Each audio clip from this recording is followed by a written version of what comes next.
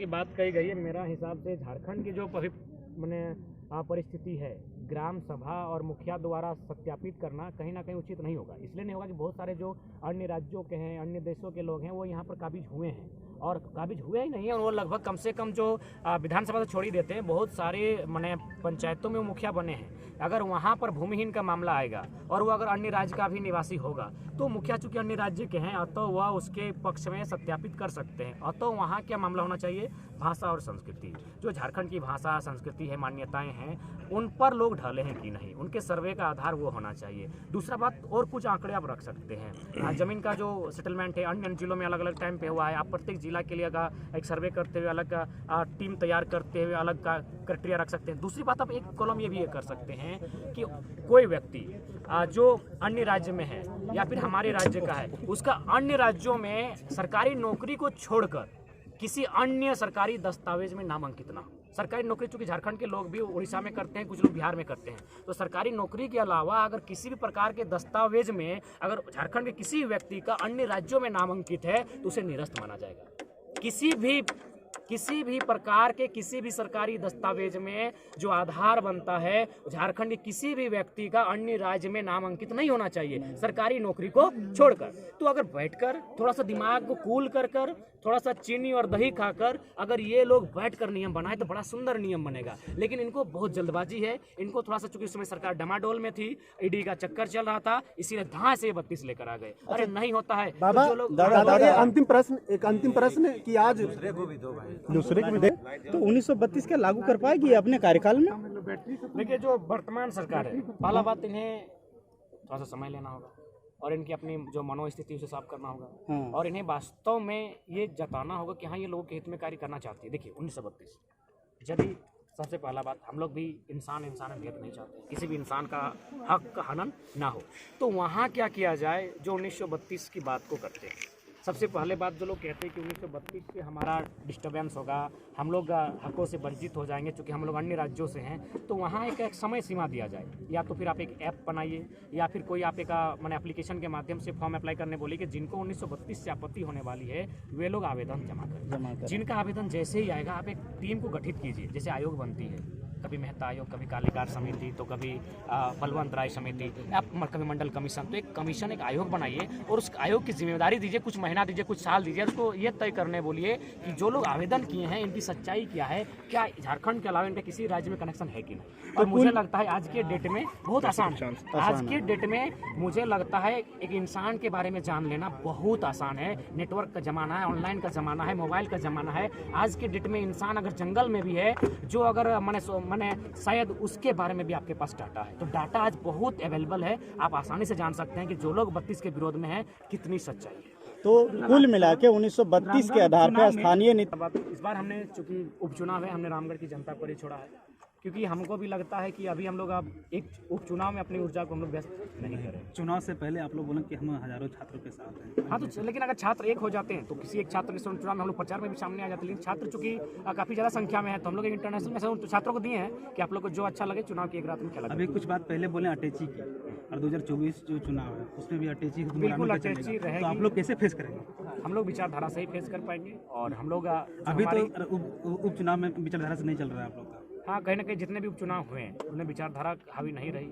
जो तो उस टाइम में तो 81 विधानसभा रहेगा, अभी तो एक ही विधानसभा है और एक नहीं कर रहे फेस आप लोग, तो 81 कैसे कर पाएंगे? उस 24 चुनौती रहेगी, एक बहुत बड़ी चुनौती हम लोग के सामने रहेगी।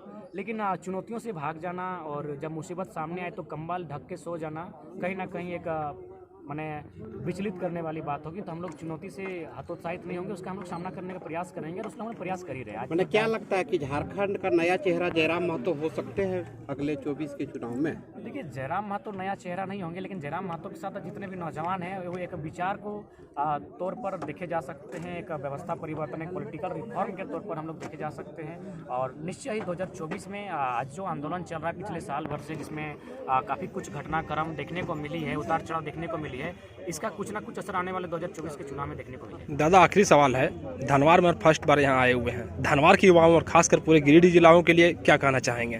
धनवार को यही कहना चाहेंगे, क्योंकि कहीं ना कहीं ये गिरिडीह जिला के अंतर्गत आता है। और मैंने तो स्पष्ट कहा कि गिरिडीह जिला जो हमारे झारखंड का एक बहुत ही सुंदर जिला है और आंदोलन की अगर बात कही जाए तो पारसनाथ पहाड़ हमेशा आंदोलन का पर्याय रहा है, गिरिडीह जिला में ही आता है। तो गिरिडीह जिला के नौजवानों को यही संदेश देना चाहेंगे कि आंदोलन में इनकी भूमिका हो। हालांकि ये आंदोलन भले धनबाद बोकारो के कोयलांचल की माटी से इसका आगाज़ हुआ है, लेकिन गिरिडीह ने भी इसको बहुत समर्थन किया है और ये धीरे धीरे स्टार्टिंग में डुमरी तक पहुंचा, पीरटान, बगोदर, सरिया, बिरली और आज राजधनवार तक आया है। ये देवरी, तीसरी, गांवा, गांडे तक जाने में भी देर नहीं लगेगा, क्योंकि जो होती है आइडियाज़ जो होते हैं उनको समय नहीं लगता है फलने फूलने में। आइडिया कहीं ना कहीं सकारात्मक है। दादा हम लोग कोई नया नीति नहीं मांगने जा रहे हैं। जो राज्य की सरकार है, जो कल से जो विधानसभा सत्र, जो बजट सत्र चालू हो रहा है, हम राज्य के तमाम जो 81 के 81 विधायक विशेषकर सत्ता पक्ष से निवेदन करना चाहेंगे कि ये राज्य आज 23 वर्ष लगभग होने वाले हैं, तो ये आइडेंटिटी को लेकर स्ट्रगल कर रहा है। एक नियोजन पॉलिसी नहीं बन पाई है, जिस कारण क्या है कि प्रत्येक साल हजारों छात्र, हजारों युवाओं का भविष्य बर्बाद हो रहा है। तो ऐसे में सबसे पहले इन्हें डोमिसाइल नीति और जो नियोजन नीति है इसी सत्र में बननी चाहिए। और जहाँ तक डोमिसाइल पॉलिसी की बात है, स्थान नीति की बात है, वो खतियान जमीन रिकॉर्ड के आधार पर ही बने, जिनके पूर्वजों के नाम पर यहाँ ज़मीनें हैं। और साथ ही एक कॉलम भाषा संस्कृति को जोड़ सकते हैं। दूसरी कॉलम में जो लोग ये बात कहते हैं कि भूमिहीन है, तो आप ये कह सकते हैं कि उनका इस राज्य के अलावा किसी सरकारी का नौकरी के अलावा कहीं पर मैंने किसी प्रकार का उनका कोई भी सरकारी दस्तावेज में नाम अंकित ना हो। नियोजन पॉलिसी है, उसी स्थान नीति को नियोजन पॉलिसी में लागू किया जाए, जो खतियान के आधार पर तय होगी। और नियोजन पॉलिसी में ये तय किया जाए कि जो झारखंड की नौकरियां होंगी, चाहे ए ग्रेड, बी ग्रेड की हो या फिर 3rd और 4th ग्रेड की हो, सी, डी ग्रेड की हो। सी और डी ग्रेड हो उसमें लगभग 90 से 85% रिजर्व किया जाए झारखंडियों के लिए, और जो ए और बी ग्रेड की हो उसमें कम से कम 75% हो। और साथ ही साथ जो प्रत्येक मैं तो कहना चाहूँगा कि प्रत्येक हो सके तो जिला स्तरीय भाषाओं को ऐड किया जाए। अगर जैसे कि पलामू में बराबर पलामू पर मंडल में लेकर विवाद आता है, तो सिर्फ पलामू मंडल के जो भी अभ्यर्थी हैं उनको आप देखें, अगर उनकी भाषाओं में अगर तालमेल नहीं बैठता है, तो आप वहाँ के लिए सिर्फ उसी ब्लॉक के जो अभ्यर्थी उसी प्रमंडल के जो अभ्यर्थी आवेदन करेंगे उसको आप हिंदी को तहरीज दे सकते हैं। बाकी जैसा जिला है उस जिला के आधार पर जो स्थानीय भाषा है, जो जनजातीय भाषा है, जो लोकल भाषा है, उनके आधार पर। और प्रयास ये भी किया जाए, चूँकि देखिए आखिर नौकरी कोई क्यों करता है, इसीलिए अपने परिवार के लिए, तो उसको एक ऐसे स्थान पर नियुक्त किया जाए जहाँ उसकी भाषा भाषी के लोग हैं, ताकि उससे क्या हो कि उसको भी समस्या ना हो और जहाँ पर वो पदस्थापित हुआ है वहाँ भी। और देखिए लोकल भाषा को अगर हम लोग ऐड करते हैं, आज अगर एक बहुत ही इंपॉर्टेंट बात हम कहेंगे, आज अगर हमारी भाषाएं नष्ट हो रही हैं, आज अगर हमारी भाषाएं विलुप्त हो रही है, हम खुद की बात करते हैं, मैं अंग्रेजी से पीएचडी कर रहा हूँ, तो इसलिए नहीं कि मैं अंग्रेजी से पीएचडी कर लूँगा तो लोग हमारे लिए तालियां बजाएंगे या फिर लोग हमारा सम्मान करेंगे या फिर लोग हमें बैठने के लिए देंगे।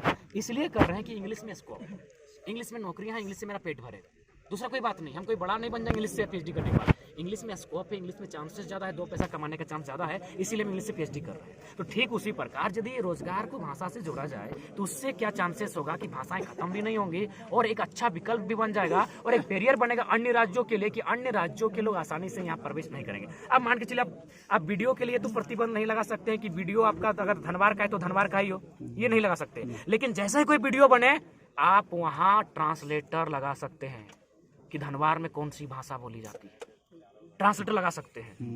और जब ट्रांसलेटर वहां लगेगा तो 110% वो जो नौकरी जाएगी किसी धनवार के ही बेटे को जाएगी।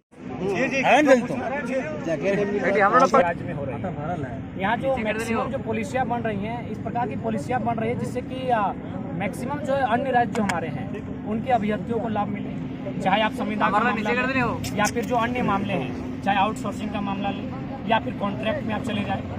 जिस प्रकार से भी यहाँ नियुक्तियाँ हो रही हैं, अब देखिए जो नई नियोजन नीति बन के आ रही है, यहाँ भाषा के बैरियर को समाप्त किया जा रहा है। अब इसमें क्या है, जब भाषा और स्थानीयता का उसको अनुभव नहीं होगा, इसका मतलब स्पष्ट है कि पूरे भारत में खुली छूट है, कोई भी व्यक्ति कहाँ से आता है। तो ठीक उसी प्रकार अगर इस प्रकार की प्रक्रियाएँ हो रही है नियुक्तियों में, मैंने जो कि न्याय संगत नहीं है, तो इसका हम लोग विरोध करते हैं। और आने वाले दिनों में अगर इस पर भी आंदोलन किया जाएगा तो हम लोग उस आंदोलन में उपस्थित रहेंगे और विरोध दर्ज कराएंगे।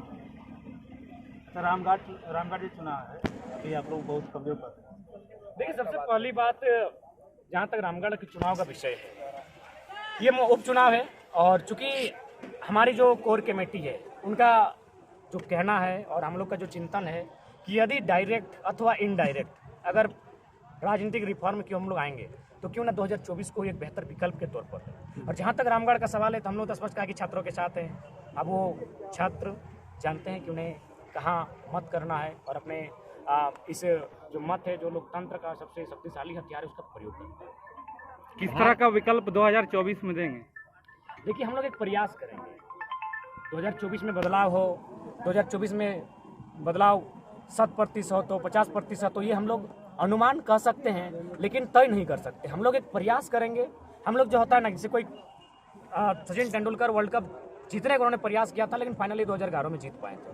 तो ठीक उसी प्रकार हम लोग जनता के बीच जा रहे हैं और जनता को बारीकी से एक एक चीज़ों को तर्क से हम लोग बता रहे हैं कि जो इस राज्य के विधायिका में बैठे लोग हैं, 81 के 81 पक्ष और विपक्ष का सवाल ही नहीं है, 81 के 81 किस प्रकार गलत नीतियों का समर्थन कर रहे हैं, किस प्रकार 60-40 नियोजन नीति लेकर आ रहे हैं, किस प्रकार यहाँ 1985 की स्थानीय नीति को लेकर आ रहे हैं और इसका सीधा प्रभाव पड़ रहा है झारखंड के जनमानस के ऊपर। और ये हम नहीं कह रहे हैं। यदि इस राज्य में इस राज्य के हितार्थ के लिए अगर पॉलिसी नहीं बनती है तो आने वाले कुछ वर्षों में यह राज्य अपने अस्तित्व से समाप्त हो जाएगा। उसका उदाहरण हम देंगे। चूंकि हम धनबाद जिला से आते हैं, धनबाद जिला में आज से 20 वर्ष पूर्व जब मेरा एक भाई थे, उनका जब विवाह में हम लोग बेलाटन गांव गए थे तो वहाँ बहुत गांव थोड़ा अंदर था और हम लोग जब आज जाते हैं तो वहाँ काफ़ी संख्या में अन्य राज्यों के लोग बस चुके हैं। बसे हैं वो अलग विषय है। वहाँ क्या है, उनके पास वोटर ID है, उनके पास राशन कार्ड है, उनके पास आधार कार्ड है और वो है, वो भी हम नहीं कह रहे कि नहीं होना चाहिए। उनका यहाँ के बाद यही सेम कागज जो आज झारखंड में है उनके राज्यों में भी है। यानी वे लोग क्या कर रहे हैं,